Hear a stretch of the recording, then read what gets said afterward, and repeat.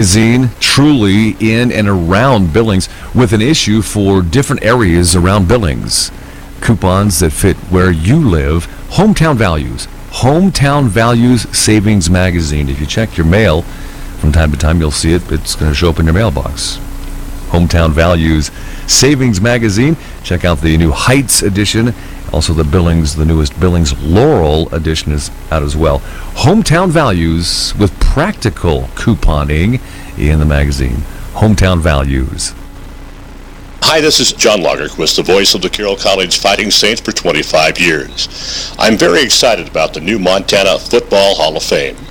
Every NFL player from a Montana school since 1926 will one day be eligible for induction. Those like Carroll's Casey Fitzsimmons and over 100 others. Plan to be in Billings for the first induction class on August 12th. Listen close for ticket information. Tickets are available at all Universal Athletic locations and at bighuddle.com. Livin Large Larry live from the Red Line Computer Studios next to the Dollar Tree off of King Avenue West in Billings, Montana. This is Livin Large Larry live. It's a quick news update, livinlargelarry.com. The Red Line Computer Studios in West Billings, across from Goodwill off King and 29th, West Billings. Thanks for being here on YouTube and the TuneIn smartphone app for your iPhones and Androids. As we gather news from KTVQ.com, Color8.com, also our state news writer Brian Bennett with Northern News Network, and at times the Billings Gazette. The Dawson County Health Department is investigating an outbreak of E. coli at the Ritchie Centennial. Sickened more than 30 people. The event took place the third weekend in July in Ritchie. It's about 50 miles north of Glendive. Health officials do not know exactly where the outbreak originated, but they believe it may have originated with a local food vendor present at the event. According to the DCHD, the vendors have been cooperating with the investigation as it continues. Firefighters are working to extinguish a wildfire 15 miles northeast of Hardin. Ignited over the weekend on Sunday, the North Tulock fire grew to 3,600 acres in less than 72 hours and is 0% contained as of Tuesday night. It's contained on private, state, and small portions of Crow tribe land. And not much of an update. The Hamilton fire at 14, at last count, 14 homes have been destroyed from this wildfire, and the evacuation order still sits for a little over 500 from their homes as well. And police in Denver searched for a pregnant woman who robbed a clothing store in Northfield Tuesday morning. Investigators say the woman, described as 5 to 6 months pregnant, robbed the Charlotte Roos store between Unida and Verbena in Northfield. The suspect, this is outside of Denver, the suspect went into the store, held up the employee at gunpoint, and left in a silver sedan with no license plates. The car was driven by another person. Again, a pregnant woman robbed a Denver clothing store at gunpoint. Seems like it's just never going to end. Another news update coming up, livinlargelarry.com, as well as we'll talk to Denise Smith. She's a marketing director at the Montana Rescue Mission, and we'll get the update and the insight on how you can help the devastating flood from this past weekend at the Montana Rescue Mission downtown Billings, the men's shelter side. Over 2 million gallons flooded that 1900s built building. Denise Smith is coming up at livinlargelarry.com. From the Red Line Computer Studios in West Billings, next to the Dollar Tree and the Wave Car Wash off of King and 29th. And our Billings area forecast from Top Sandwich Company across from Shopco in Billings off of King and 29th. In West Billings. Another warm, dry week this week, about 96 to 99 for a couple of days. First part of the week, midweek into the 80s. And as we springboard into the weekend, thinking about the weekend, mid-90s coming up Saturday and Sunday. Very little rain in our forecast about midweek. Might get about a 30% chance of rain showers and the ever-present chance of thunderstorms and thunder showers each late afternoon and evening as well. Forecast around Billings at livinlargelarry.com. Click on the weather tab. Is courtesy of Top Sandwich Company, locally owned. It's across from Shopco in Billings. Free delivery, even one sandwich. And ask about their fantastic catering program through Top Sandwich Company across from Shopco in Billings. The promise from Brown's Automotive in Billings to continue communications. It's been happening for over 60 years in Billings. Brown's Auto Service on Broadwater. Brown's West Auto Service, corner of Rosebud and 20th in Billings. 2 downtown locations of Brown's Automotive, the automatic transmission company, 13th Street North and 1st Avenue North, and Brown's Rebuild Center downtown at 18th Street North and 2nd Avenue North. Brown's Automotive. BrownsAutoBillings.com. Livin' Large Larry live from the Redline Computer Studios next to the Dollar Tree off of King Avenue West in Billings, Montana. This is Livin' Large Larry live.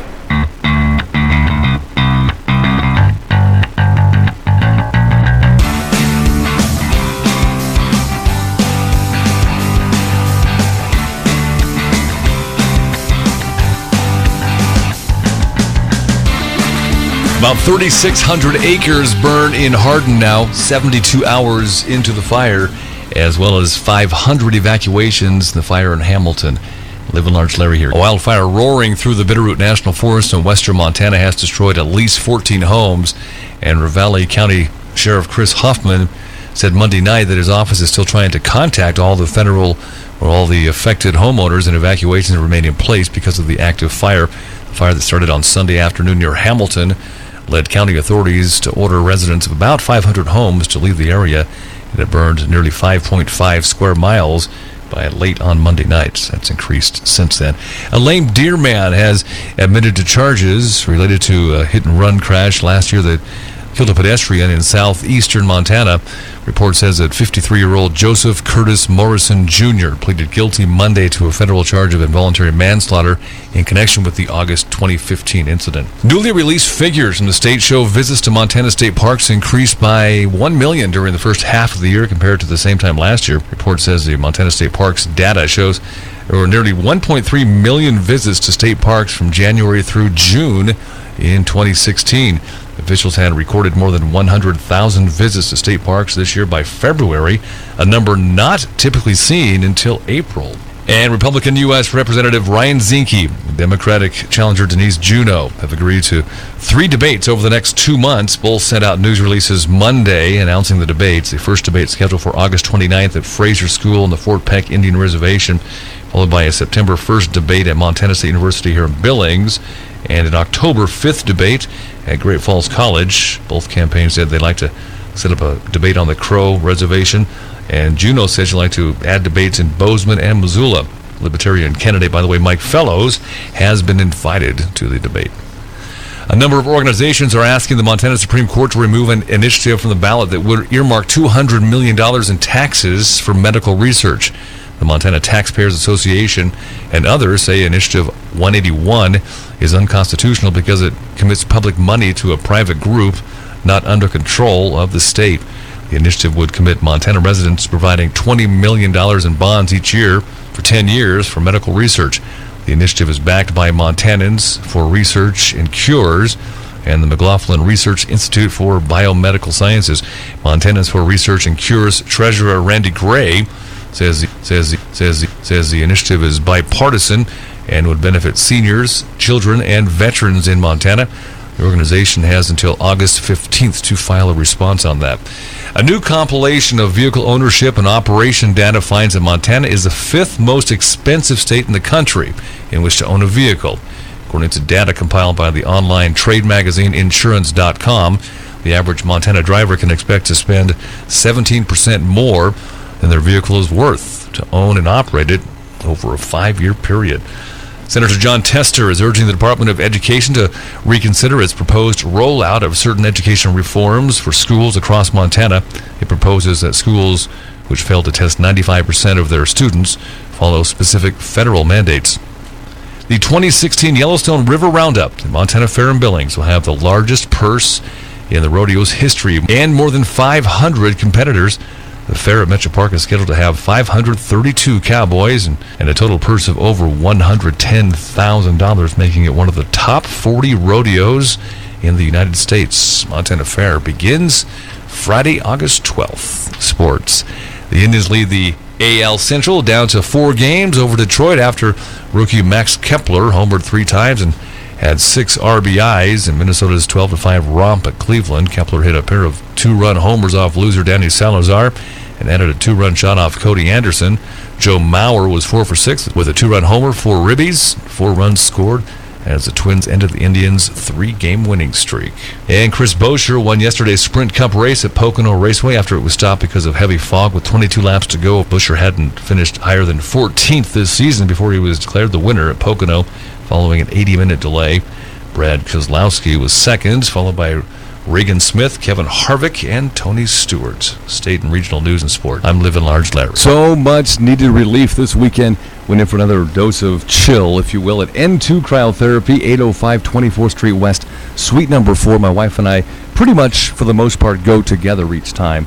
And we make it a duo-freeze weekend.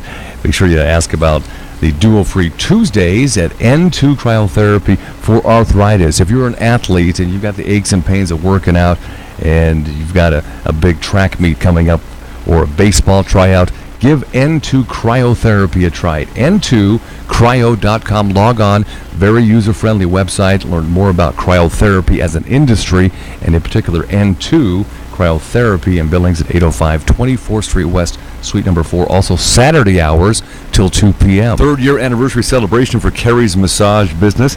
2-part body wraps at $70 the month of August, normally $95. That'd be good for any 2 body parts that you choose. So you could choose your hips and legs or arms and belly. You can even get your face massage. Yep. It'll help tighten your chin muscles so that little flap of skin that you tend to get will shrink up just a little bit. Carrie's Massage, 928 Broadwater, suite number 204. And how about half-price reflexology massages for $15? Normally cost you $30. The reflexology is just hands and feet. Takes about 30 minutes. Includes a relaxing foot soak as well. Carrie's Massage, 3 years and going strong. 928 Broadwater, suite number 204. Livin Large Larry live from the Redline Computer Studios next to the Dollar Tree off of King Avenue West in Billings, Montana. This is Livin Large Larry live.